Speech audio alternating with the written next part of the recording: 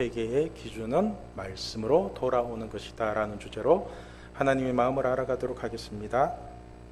우리가 다른 사람들과 좋은 관계를 유지하기 위해서는 감사를 잘 표현하고 미안함을 잘 표현하면 된다고 얘기를 합니다. 그래서 고맙습니다, 미안합니다 라는 단어만 적절하게 사용해도 좋은 인간관계를 유지하며 살아갈 수 있을 것입니다. 그렇다면 우리가 하나님과 좋은 관계를 유지하기 위해서는 어떻게 하면 될까요? 하나님과 좋은 관계를 유지하기 위해서 물론 감사도 중요하지만 어쩌면 가장 먼저 해야 될 것이 회개인 것 같습니다. 지금이 사순절 기간이고 이제 조금만 있으면 고난주간이 다가오고 그리고 부활절을 맞이하게 됩니다. 부활절이라는 게 예수님이 십자가에 죽으시고 3일 만에 살아나신 사건을 기념하는 날이잖아요. 그런데 여러분, 예수님이 왜 십자가에 죽으셨는지 아십니까? 죄가 없으신 하나님의 아들이 죄를 지은 사람들의 손에 죽으신 이유가 뭔지 아세요? 그 이유가 뭐냐면은 회개해야 할 사람들이 회개는 하지 않고 오히려 말씀이 육신이 되어 우리에게 오신 예수님을 죽여버렸기 때문에 그렇습니다. 쉽게 말해 예수님이 하라는 회개는 하지도 않고 오히려 회개하라는 그 예수님의 말이 듣기 싫어서 예수님을 죽이는 꼴이 된 것입니다. 작년 부활절에 우리 중고등부 학생 중에 한 친구가 부활의 의미를 이해하기 쉽게 설명을 좀 해달라고 부탁을 하더라고요. 예수님이 십자가에 죽으신 이유가 우리의 죄 때문이라고 얘기를 하는데, 그런데 내가 죄를 지은 거하고 2000년 전에 죽은 예수님하고 무슨 상관이 있냐는 겁니다. 제가 이런 얘기를 듣고는 참 난감했습니다. 저는 십자가에 죽으신과 부활이 뭔지를 정확하게 아는데 이게 영적인 부분이라서 설명하기가 참 어렵거든요. 그런데 이런 걸 정확하게 풀어줘야지 우리 학생들이 뭔가 이해를 하고 하나님을 믿고 예수님을 믿어도 제대로 믿고 회개를 제대로 할 수 있을 거라는 생각이 들었습니다. 그래서 제가 작년 부활절에 우리 학생들에게 이렇게 예를 들어서 설명을 해줬습니다. 제가 우리 중고등부 학생들에게 이렇게 얘기를 했다고 칩시다. 담배는 몸에 안 좋은 거니까 절대로 담배는 피지 마라. 혹시라도 너희들 중에 담배 피다가 내한테 딱 걸리면은 그 인간은 내가 죽여버리겠다고 이렇게 말을 했다고 칩시다. 그런데 제가 그렇게 좋아하고 예뻐하고 아끼는 우리 중고등부 회장인 영민이가 담배를 피우다가 저한테 딱 걸린 겁니다. 그래서 제가 영민이에게 담배를 왜 피웠냐 이렇게 물으니까 밤늦게까지 공부하고 전교 1등 한번 해보겠다고 그는 강박에 너무 시달리고 스트레스를 너무 많이 받아가지고 그냥 한 모금 쫙 빨아당겼는데 그때 저한테 딱 걸렸다는 거예요. 제가 이런 얘기를 들으면은 마음도 참 많이 아프고 안쓰럽잖아요. 자기 딴에는 잘한다고 하다가 잠깐 실수한 건데, 그렇다면 여러분 이럴 땐 어떻게 해야 돼요? 어떻게 해야 돼요? 담배 피면 죽여버린다고 했으니까 우리 영민이를 죽여버려야 할까요? 그죠? 그래도 우리 중고등부 회장인데 죽이면 안 되죠? 그런데 제가 담배 피면 죽여버린다 해놓고 담배를 피운 영민이를 안 죽이면은 저는 뭐가 되죠? 저는 뭐가 되죠? 자기 말에 책임도 지지도 않고 그냥 뻥이나 치고 거짓말이나 하는 무능력한 사람이 되는 거잖아요. 그렇다고 제가 영민이 때문에 담배 피면 죽여버린다는 말을 취소해버리면은 그 순간부터 저의 말은 신뢰가 없어지죠. 믿을 수가 없잖아요. 필요에 따라서 말을 바꾸는 사람의 말을 누가 믿겠어요? 여러분, 이 논리를 잘 풀어보시면요, 예수님이 왜 십자가에 죽으셨는지, 그리고 왜 부활하셨는지, 그리고 지금 우리와 왜 함께 계시는지가 풀리게 됩니다. 사실 이게 하나님의 고민이거든요. 이게 하나님은 자신의 생명을 불어넣은 사람에게 선악을 알게 하는 나무의 열매는 절대로 먹지 말라고 명령을 하십니다. 그리고 그것을 먹는 날에는 반드시 죽으리라고 아주 강력하게 말씀을 하시잖아요. 그런데 아담과 하와가 그 선악과를 먹어버렸다는 거예요. 이렇게 아빠 하나님의 말씀을 무시하고 선악과를 먹은 아담과 하와를 죽여버려야 되는데 아비 된 마음에서는 차마 죽여버릴 수가 없는 거예요. 여러분, 아비가 자식을 어떻게 죽여요? 생명보다 더 소중한 자식인데. 그렇다고 선악과를 먹은 아담과 하와를 안 죽이면은 하나님 스스로가 자신의 말씀을 어겨버리는 꼴이 되는 거잖아요. 자기가 말해놓고 자기 말을 자기가 어기고, 그럼 하나님은 공의의 하나님이 아니라 거짓말쟁이 하나님이 되는 거죠. 자기가 한 말에 책임도 지지도 않는 하나님이라면은 마귀나 하나님이나 별반 다를 게 없잖아요. 이렇게 되면은 마귀가 하나님을 얼마나 비웃겠어요. 얼마나 깔깔거리면서 하나님 비웃는 그 마귀의 모습이 제 눈에는 한 번씩 그려지거든요. 그러니까 완전하신 하나님이 거짓말을 할 수는 없고, 그렇다고 자신이 내뱉은 말씀을 지키려고 하니 아담과 하와를 죽여야 되고, 그런데 하나님은 아담과 하와를 차마 죽일 수는 없고, 그래서 어쩔 수 없이 선택한 것이 바로 자신의 말씀을 자신의 손으로 죽이는 십자가를 선택한 것입니다. 이러한 논리로 십자가를 해석하면 우리를 살리기 위해서 살아있는 말씀을 스스로 죽이신 아버지의 마음을 어느 정도는 이해할 수 있게 되거든요. 그런데 만약에 아담과 하와가 선악과를 먹고 난 뒤에 진정한 회개를 했다면 어떻게 됐을까요? 회개를 했다면 어쩌면 우리가 회개 하나만 잘했어도 예수님이 십자가에 죽지 않고 쉽게 해결될 문제인데, 죄를 지은 인간들은 하나님의 용서를 구하는 회개는 하지 않고 끝까지 핑계만 대고 있습니다. 끝까지. 하나님이 내가 먹지 말라고 한 선악과를 왜 먹었냐고 물으니까 한다는 말이, 아담은 하나님이 주신 여자 때문에 먹었다고 핑계를 대고, 여자는 하나님이 만드신 뱀 때문에 먹었다고 핑계를 대고, 그러니까 한마디로 하나님 때문에 먹게 된 거라고 핑계를 대는 거잖아요. 그렇죠? 이게 죄를 지은 인간들의 진짜 모습이거든요. 진짜 모습.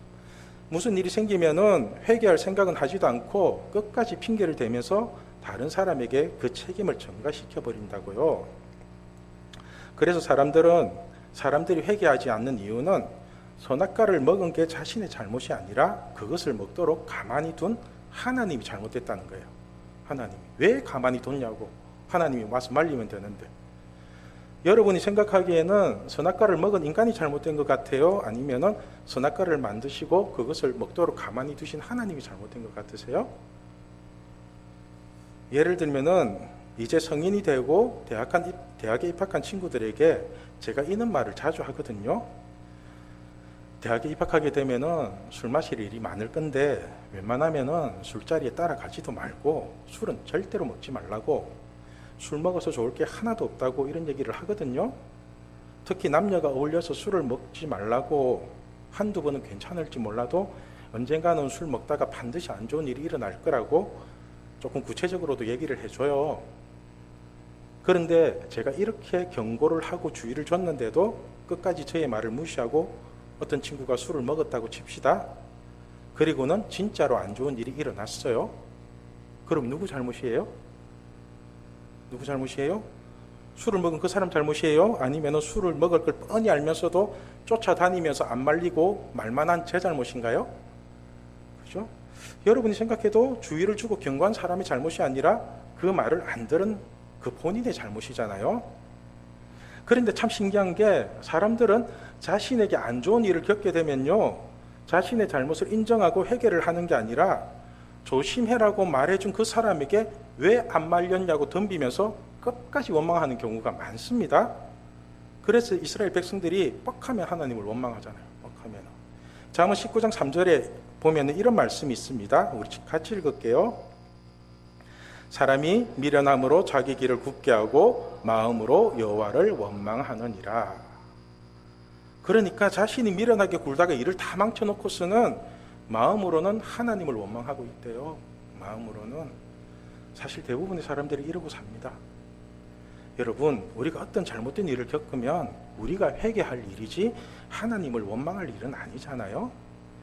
그런데 사람들은 회개할 생각은 하지 않고 하나님 원망만 하고 있다는 거예요. 여러분, 하나님이 우리에게 원하시는 것은 회개지 원망이 아닙니다. 그래서 하나님이 죄를 지은 인간에게 가장 먼저 요구하는 게 회개입니다. 회개. 어쩌면 우리가 회개만 잘해도 죽지 않고 잘 살 수 있는데 하라는 회개는 하지 않고 자꾸만 핑계를 대면서 끝까지 하나님을 속이기 때문에 더 크게 죽는 것 같습니다. 우리가 단순하게 생각하면 회개가 진짜로 쉬울 것 같은데 이상하게 이 회개를 하는 게 쉽지가 않습니다. 안 쉬워요. 사실 예수님이 십자가에 죽으신 이유도 죄를 지은 인간이 자신의 잘못을 회개하기 싫어서 살아있는 하나님의 말씀을 죽여버리는 꼴이거든요. 마태복음 27장을 보면은 회개하기 싫어하는 인간들이 얼마나 단순하고 무식한지를 잘 보여주고 있습니다. 먼저 22절 말씀을 보면은 빌라도가 이르되 그러면 그리스도라 하는 예수를 내가 어떻게 하랴? 그들이 다 이르되 십자가에 못 박혀야 하겠나이다. 빌라도가 대제사장들과 장로들에게 묻습니다. 너희가 잡아온 이 예수를 어떻게 처리할까? 이렇게 물으니까 그들이 서로 짜고 한다는 소리가 예수님을 십자가에 못 박아야 한다고 대답을 합니다. 그러자 빌라도가 이렇게 묻습니다. 우리 23절 말씀 같이 읽을게요. 빌라도가 이르되 어찌미냐 무슨 악한 일을 하였느냐? 그들이 더욱 소리질러 이르되 십자가에 못 박혀야 하겠나이다 하는지라. 그러니까 빌라도가 보기에는 예수라는 청년이 잘못한 게 없어 보이니까 계속해서 묻는 겁니다. 도대체 이 예수가 무슨 잘못을 했냐고, 뭘 잘못했길래 그렇게 하냐고. 그러자 한다는 소리가 더욱 악을 써가면서 예수를 십자가에 못 박으라고 억박만 지르고 있습니다. 참 신기하죠? 누군가를 사형시키려면은 그래도 거기에 맞는 이유가 있어야 되는데 아무런 이유도 없고 설명도 없고 그냥 십자가에 못 박아 죽여야 한대요. 그렇게 억지 부리고 땡깡만 부리고 있잖아요. 왜 그럴까요? 대제사장들이나 바리새인들의 입장에서 보면은 이 예수라는 청년이 계속해서 떠들고 다니면은 자신들의 믿음이 거짓이라는 게 드러나기 때문에 자신들의 죄를 감추기 위해서 마지막으로 쓰는 방법이 십자가잖아요. 마지막으로. 그래서 아무런 논리도 없고 말도 안 되는 소리를 짓거리면서 끝까지 우기잖아요. 끝까지. 이게 바로 회개하기 싫어하는 사람들의 전형적인 모습입니다. 여기서 우리가 한번 살펴보아야 될 문제가 뭐냐면 회개의 정확한 기준은 뭘까입니다.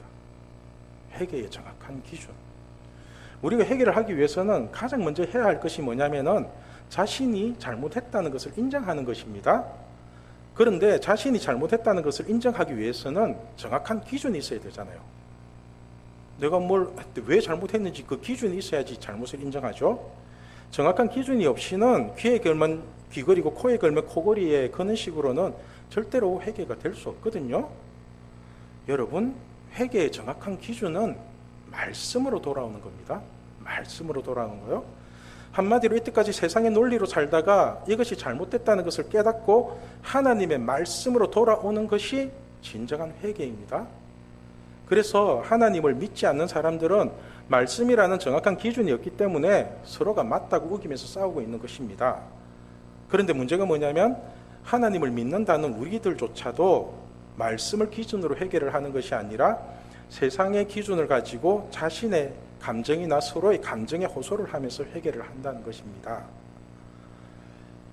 제가 중고등부 전도사이기 때문에 다음 세대에 대한 안타까움을 가지고 예를 한번 들어보겠습니다. 저도 참 힘든데 제가 어떤 친구 카카오톡 프로필 사진을 보니까 이런 사진이 올라와 있어요. 여러분, 이런 사진을 보면은 어떤 느낌이 드세요?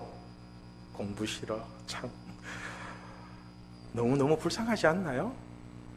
우리 학생들 10대인데 제가 지금 우리 중고등부 학생들을 가르치면서 가장 안타까운 게 뭐냐면은 지금 우리 학생들이 세상의 교육에 너무 치우치다 보니까 정작 하나님이 주신 달란트를 찾을 시간도 없다는 거예요. 하나님이 뭘 주셨는지 뭘 원하는지 그걸 찾을 시간이 없는 것 같아요. 제가 봐도 그래요. 지금 우리 학생들이 학교 다니고 학원 다닌다고 저랑 밥 먹을 시간도 없고요. 기도할 시간도 없고요. 일주일에 딸랑 딱 한 번 예배만 드리고 가요. 사실 우리가 진짜로 행복하게 잘 먹고 잘 살 수 있는 성경의 기준은 하나님이 주신 달란트로 사는 거거든요. 달란트로. 세상에서 보기 좋고 남들 보기에 번듯한 직업이면 뭐해요. 정작 본인이 행복하지 않고 불행하다면은 결코 좋은 직업은 될 수 없잖아요. 그렇죠? 제가 한 번은 달란트가 뭐냐고 하나님께 한번 물어본 적이 있습니다. 하나님, 달란트가 뭐예요? 이렇게 물었거든요.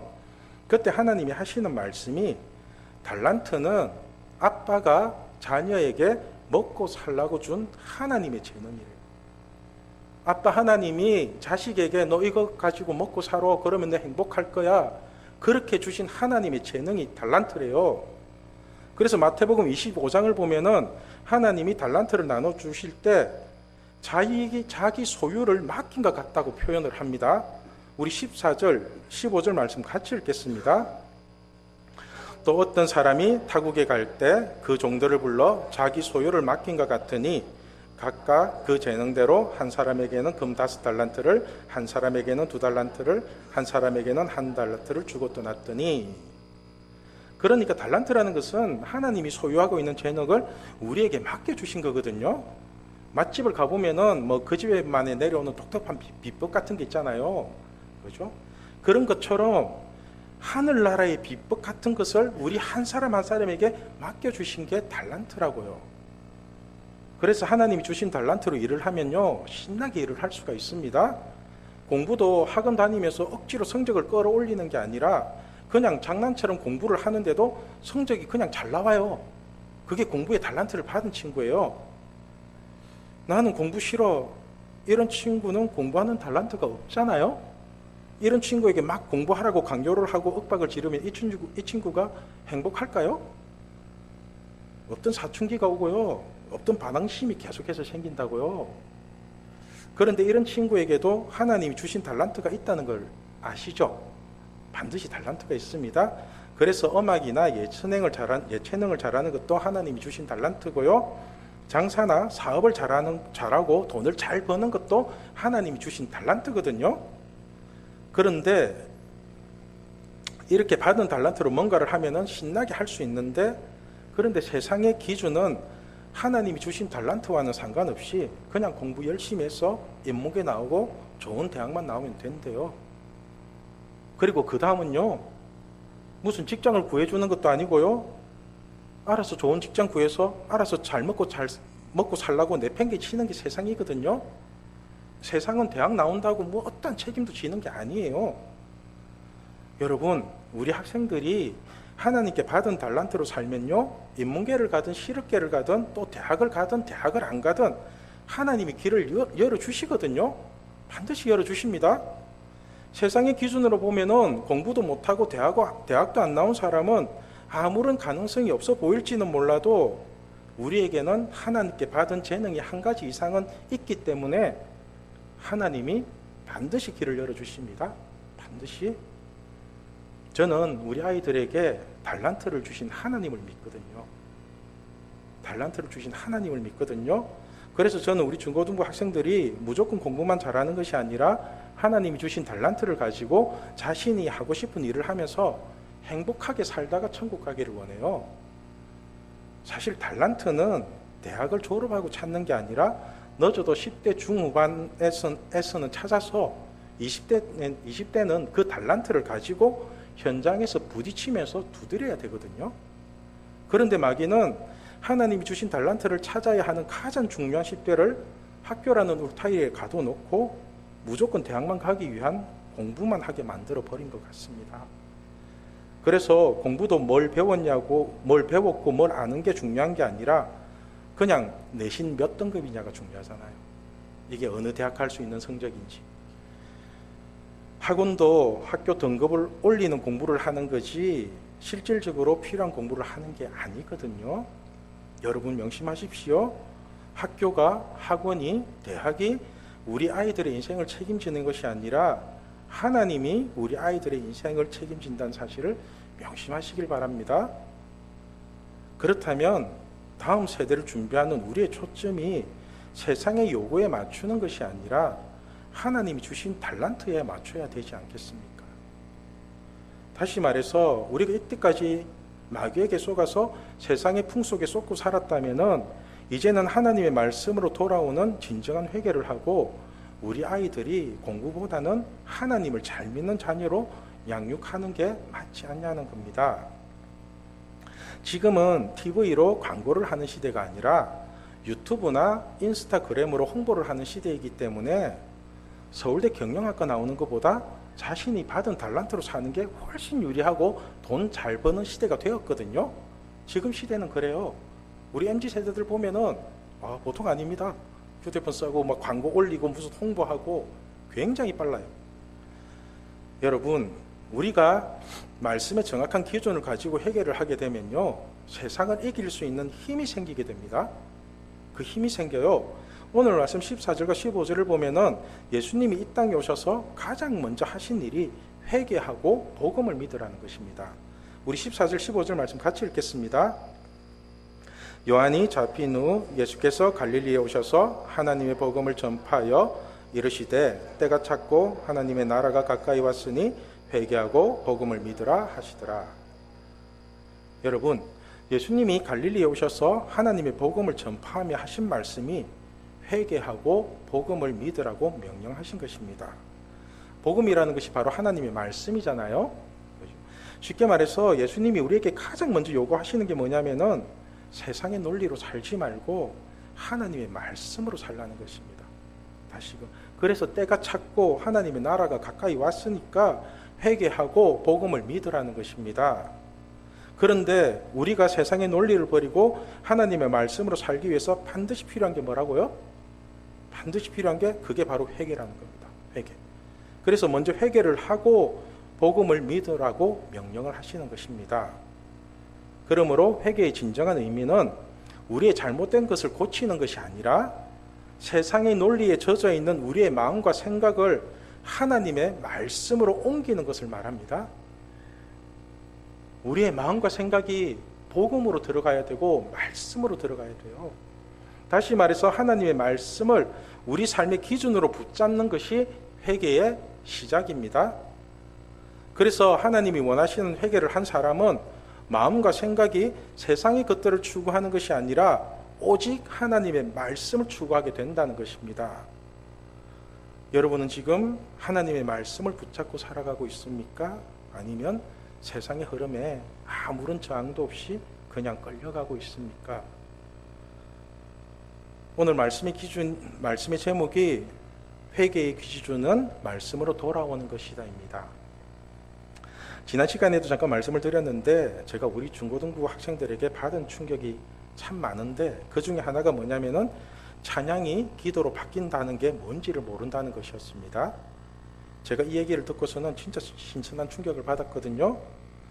아니, 이 인간들이 10년 넘게 교회를 다니면서 도대체 뭘 했길래 마음에 품고 있는 찬양 한 곡이 없다는 게 도무지 이해가 안 되더라고요. 그 어려운 대중가요는 신곡이 나오는 쪽쪽 다 외워서 따라 부르는데 이렇게 교회를 오래 다녀도 처음부터 끝까지 부를 수 있는 찬양 한 곡이 없다는 건 마음이 하나님께 있지 않고 계속해서 딴 데 있다는 거잖아요. 몸은 교회에 와 있어도 마음이 하나님께 없으니까 하나님의 말씀으로 된 찬양 가사를 부르면서도 마음에 와닿는 찬양이 하나도 없었던 것입니다. 그런데 이런 친구들이 지금은 좋아하는 찬양이 생기고요. 그 찬양을 우리 중고등부 모두가 같이 부르면 좋겠다고 찬양팀 단톡방에 계속해서 신청을 하고 있거든요. 또 기도도 안 하는 친구들이 토요 모임에 와서 1시간 넘게 기도를 하고요. 방언의 은사를 받고 싶다고 소리도 꽥꽥 지르고 또 방언의 은사를 받은 친구들도 많고요. 그리고 하나님의 음성을 듣는 친구들도 있습니다. 지금 환상도 보는 친구들도 있고요. 여러분, 성경을 보면 이렇게 하나님께 부르짖고 기도하면서 하나님의 음성을 듣는 친구들을 하나님이 반드시 높여주시겠다고 약속을 하시거든요. 반드시. 우리 신명기 28장 1절 말씀 같이 읽겠습니다. 내가 내 하나님 여호와의 말씀을 삼가 듣고 내가 오늘 내게 명령하는 그의 모든 명령을 지켜 행하면 내 하나님 여호와께서 너를 세계 모든 민족 위에 뛰어나게 하실 것이라. 아멘.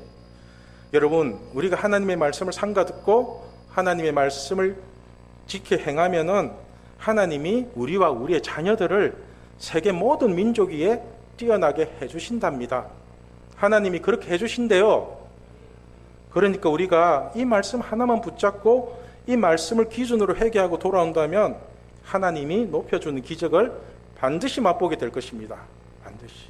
저는 지금 우리 중고등부 학생들을 보면은 너무너무 기대가 됩니다. 너무너무. 왜냐하면 지금 하나님께 소망을 두고 말씀을 붙잡고 사는 우리 중고등부 학생들을 하나님이 반드시 높여주실 것이기 때문에 그렇습니다. 저는 믿습니다. 저는 우리 신앙계 식구들이 말씀의 기준을 붙잡고 회개의 자리로 나와서 자신의 모든 죄를 용서받을 뿐만 아니라 세상에서 가장 존귀하고 보배로운 자녀로 높임을 받는 거룩한 하나님의 자녀들이 되기를 소망합니다.